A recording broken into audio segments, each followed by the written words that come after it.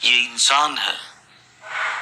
بہت سارے انسانوں کی خصلت یہ ہو چکی ہے جب ہم مر گئے، دفن ہو گئے، مٹی میں مل گئے، اب کہاں سے پیدا ہوں گے.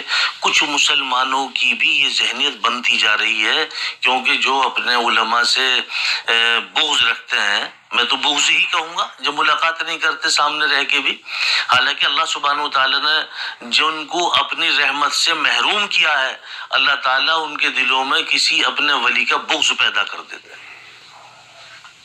اللہ تعالیٰ جب کسی کو اپنی رحمتوں سے، نعمتوں سے محروم کرنا چاہتے ہیں تو اس انسان کے دل میں اپنے کسی ولی کا بغض پیدا کر دیتے ہیں. وہ پھر علماء کی برائی کرتا پھرتا ہے، علماء کی برائی کرتا پھرتا ہے. اور میرے بھائیوں، یہ بھی آپ سمجھ لیں کہ علماء کی برائی کرنے کا جو گناہ اور جو عذاب ہے، وہ 3 عذاب تو دنیا میں ہی ہے. 3 عذاب تو دنیا میں ہی ہے. یوں آیا کہ جو آدمی علماء سے بغض رکھتا ہے، حسد رکھتا ہے، کینہ رکھتا ہے، ان کی برائی کرتا ہے یا ان کو اپنے دل میں برا سمجھتا ہے، اللہ سبحانہ وتعالی سب سے پہلے تنگی رزق، اللہ تعالیٰ اس کی روزی کو کس دیتے ہیں، مارا مارا پھرتا ہے، ادھر سے ادھر، ادھر سے ادھر، افسوس میں پڑا رہتا ہے، فلاں کو روزی مل گئی، ہم تو ایسے ہی گئے تھے، ایسے ہی آ گئے. بڑا مشکل کام ہے. انسان مر جاتا ہے، گھر میں بیٹھ کے رو لیتے ہیں.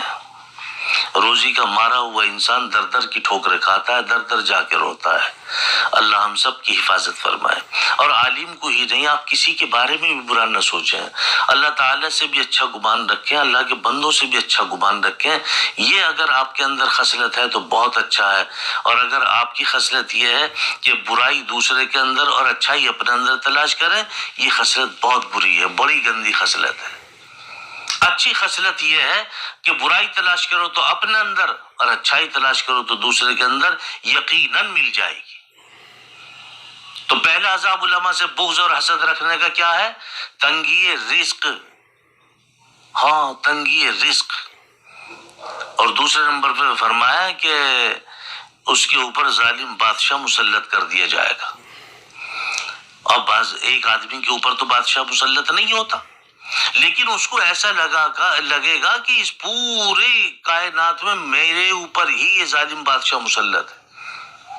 وہ اپنے آپ کو محسوس کرے گا کہ اس بادشاہ کی نظر ہی صرف مجھ پہ ہے.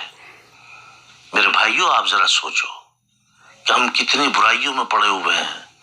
جس امام کے پیچھے نماز پڑھتے ہیں اسی امام کی برائی کرتے ہیں، جس بزرگ کے پاس جاتے ہو اسی بزرگ کی برائی کرتے ہو.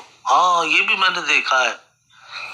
ارے میاں وہاں گئے تھے، ارے میاں چائے کے نہ پانی کے، کچھ نہیں، سب بیکار کی بات ہے میاں. ہدیہ لے کے گئے تھے وہاں، اور دوسرے نے بتایا ارے میاں ہم وہاں گئے تھے ماشاءاللہ سے کھانے اور ناشتے، تو پتہ لگا ہم بھی گئے تھے وہاں پہ. تو برائی، خواہ برائی پہ. بھئی آپ سے کہا تھا کسی نے تم ہدیہ لے کے جانا وہاں پہ. اور بزرگوں کے پاس جانے سے فائدہ تو یہ ہے صرف اور صرف کہ جو ان کی باتیں آئی ہوئی باتیں ہیں ان پہ عمل کرو، تو بزرگوں کے پاس جانے سے فائدہ ہوتا ہے، ورنہ کوئی فائدہ نہیں ہوتا. ہاں، تو پتہ یہ چلا کہ ظالم بادشاہ مسلط کر دیا جاتا ہے.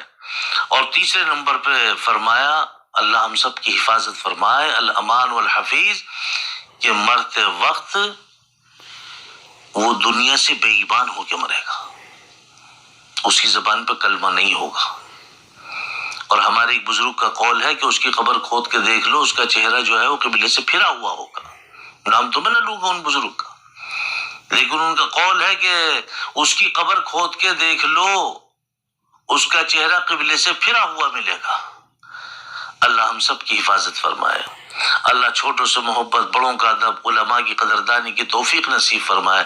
نیت کرو کہ انشاءاللہ ہم اپنے گھر میں ایک عالم ضرور بنائیں گے، کیونکہ آپ کے گھر میں عالم ہوگا تو صحیح دین ہاتھ میں آئے گا. ابھی آپ کو سمجھتے ہی نہیں ہے کہ یہ دین صحیح آیا یا غلط آیا، جس نے جیسا بتا دیا ویسے ہی مان لیا. کیونکہ آپ کو اپنے علم میں اگر کچھ مہارت حاصل ہوتی، اگر علم ہوتا، تو پھر یہ علماء سے بغض اور حسد کینہ جو آپ دل میں ہے وہ نہ ہوتی. اس لیے میرے بھائیوں اپنے دلوں کو صاف کرو، اپنے ذہنوں کو صاف کرو، اللہ تعالی سے بھی گمان اچھا رکھو اور اللہ کے بندوں سے بھی گمان اچھا رکھو، اور برائی اپنے اندر تلاش کرو، اچھائی دوسرے کے اندر تلاش کرو، اسی معافیت ہے۔